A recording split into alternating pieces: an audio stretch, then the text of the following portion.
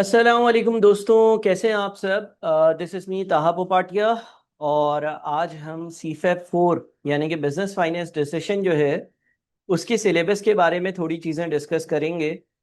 आप सबको मालूम होगा कि न्यू एजुकेशन स्कीम आ रही है और दिसंबर 2025 के एग्ज़ाम तो पिछली स्कीम के हिसाब से होंगे, लेकिन उसके बाद आने वाली जितनी अटेम्प्ट्स होंगी वो न्यू स्कीम के हिसाब से हो रही होंगी। अब यहाँ पर बच्चों को जो है वो एक चीज़ बताना चाह रहा हूँ मैं कि BFD बिजनेस फाइनेंस डिसीजन का जो आईकेप ने अपना नया सिलेबस इशू किया है उसमें एक स्लाइड सी छोटी सी चेंज मौजूद है। तो हम उसी पर डिस्कशन करते हैं, क्योंकि अमूमन आमतौर पर परसेप्शन ये है कि बिजनेस फाइनेंस डिसीजन का जो पेपर है उसमें किसी किस्म का कोई चेंज नहीं आया। लेकिन मैं अब आज आपको जो है वो आईकेप की वेबसाइट से सिलेबस को कंपेयर करवाता हूँ। और अभी मैं जब ये वीडियो बना रहा हूँ तो हो रहे हैं 7:25 19 जून 2025। देखिए, अगर हम आईकेप की वेबसाइट पर जाते हैं, स्टूडेंट्स के टैब पर चले जाते हैं, एजुकेशन एंड ट्रेनिंग स्कीम पर जाते हैं। एजुकेशन एंड ट्रेनिंग स्कीम में से 2021 की जो ट्रेनिंग स्कीम है ना, इसको हम ओपन कर लेते हैं पहले तो। ठीक है जी, ये 2021 की एजुकेशन एंड ट्रेनिंग स्कीम है आपके सामने। और इसमें आपके पास जो है वो CFAP 4 का सिलेबस जो है वो आ रहा होगा, तो उस पर चले जाते हैं हम। आपके पास ये आ गया CFAP 4 का सिलेबस। ठीक है। अच्छा, अब हम जो है वो दूसरे टैब में, वही स्टूडेंट्स के टैब में जाकर स्टडी रिसोर्सेज में इन्होंने एजुकेशन स्कीम 2025 को अपलोड किया है, उस पर गए। और यहाँ पर इसकी सारी डिटेल्स हैं। पहली फाइल जो है वो एजुकेशन एंड ट्रेनिंग स्कीम 2025 थी, इसको हमने ओपन कर लिया। इसमें हमारे पास जो कैफ और CFAP के सब्जेक्ट्स हैं उनके सिलेबस मौजूद हैं। और ये जैसे ही ओपन होता है तो मैं आपको शो करूँगा कि सिर्फ नाम का चेंज नहीं हुआ, बल्कि इसके अलावा भी जो है वो कुछ चेंजेस हैं। अच्छा जी, मैं ज़रा अपना लॉगिन यहाँ पर डाल दूँ। ये आपके सामने आ गई है फाइल। और अगर हम इस फाइल पर जाते हैं, हमारे पास एजुकेशन एंड ट्रेनिंग स्कीम 2025 है। और इसमें हम चले जाते हैं CFAP के सिलेबस पर। हमारे पास पहले कैफ के सारे सिलेबस हैं। कैफ के सिलेबस के बाद आपके पास आ रहा है CFAP 4। देखिए, एक तो नाम का चेंज है, दोनों को कंपेयर करते चलते हैं और कंपेयर करते करते आगे चलते हैं। एक तो नाम का चेंज है, ठीक है जी।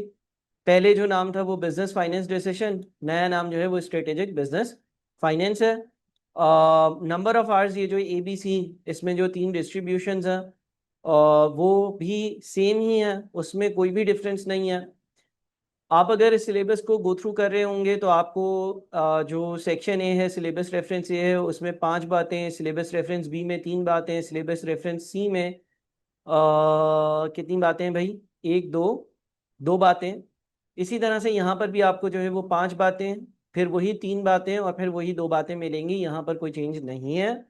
और इसके बाद आपके पास की एग्जामिनेबल प्रोफेशनल स्किल्स आता है, की examinable professional values, ethics and attitude आता है। और फिर आता है स्पेसिफिक एग्जामिनेबल नॉलेज रेफरेंस, जो आपके सिलेबस को ही मजीद हाईलाइट करता है, या जो स्पेसिफिकली की बातें हैं उनको हाईलाइट कर रहा होता है कि भाई कहाँ से आपकी जो टेस्टिंग है वो हो रही होगी।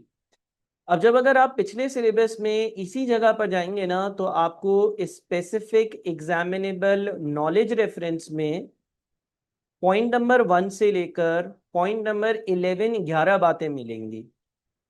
इंटरेस्टिंगली, जो नया डॉक्यूमेंट है, जो नया सिलेबस है जो हमें फॉलो करना है, अगर आपका पेपर जून 2026 या दिसंबर 2026 या उसके बाद है, तो उसमें आप नोट कर रहे होंगे कि पॉइंट नंबर 10 और पॉइंट नंबर 11 यहां पर शामिल नहीं है। अब ये पॉइंट 10 और 11 थे क्या? पॉइंट 10 जो था वो था liquidity risk management through liquidity indicators, stress testing, forecasting, contingency planning. और फिर था credit risk management through financial and non financial analysis, factoring and insurance. अब ये वर्किंग कैपिटल से relevant, current assets current liability से relevant, financial non financial performance indicator से relevant एक specific area था, और ये स्पेसिफिक एरिया जो है कभी कभी पूछा जाता था। अब ये यहाँ पर नज़र नहीं आ रहा, ठीक है ना। मोस्ट लाइकली शायद जो मेरी अंडरस्टैंडिंग है कि वो रेशियो एनालिसिस जो है वो अब FAR 2 के लेवल पर चले गए हैं, तो वहाँ पर शायद ये थोड़ा सा financial non financial performance indicators को ज़्यादा चेक कर ले, या शायद वर्किंग कैपिटल के वहाँ पर कुछ इस तरह के सवाल आ जाएं। फिर अब हमारे पास MFA का पेपर भी होता है, MFA के पेपर में भी वर्किंग कैपिटल की जो है वो टेस्टिंग हो रही होती है। तो कोई ऐसी रीज़न हो सकती है मे बी, और इसकी वजह से इवेंचुअली एक बात जो मुझे हाईलाइट करवानी थी वो मैं यहाँ पर करवाना चाहता हूँ, और वो ये देख लें कि भाई ये आपका CFA 4 का सिलेबस है, इसमें पॉइंट नंबर 10 और पॉइंट नंबर 11 नहीं है। लिहाजा अगर कोई भी बच्चा बिजनेस फाइनेंस डिसीजन के पेपर की तैयारी कर रहा है फॉर अटेम्प्ट्स ऑफ समर 2026, दिसंबर 2026, तो वो इन चीज़ों को अकाउंट फॉर कर सकता है, ठीक है। और ये चीज़ एनालाइज कर लें, ये चीज़ देख लें कि जनरली आपने यही सोचा होगा BFD के सिलेबस में कोई चेंज नहीं है, ऐसा कोई खास चेंज नहीं है, कोई बहुत बड़ा चेंज नहीं है। लेकिन कभी कभार हाँ रिस्क मैनेजमेंट का, कभी कभार क्रेडिट रिस्क मैनेजमेंट का, या लिक्विडिटी मेजर्स का, या नॉन फाइनेंशियल फाइनेंशियल इंडिकेटर्स का सवाल ज़रूर आ जाता था। तो ये एक चेंज था जो मैंने आप लोगों के साथ डिस्कस करना था। लेकिन ये याद रखिएगा कि दिसंबर 2025 की जो अटेम्प्ट है वो पुरानी स्कीम के हिसाब से है, वो बच्चे इस एरिया को कर कर जाएंगे, उनके लिए कोई ऑप्शन नहीं है। अपना बहुत ख्याल रखिएगा। Thank you. अल्लाह हाफिज़।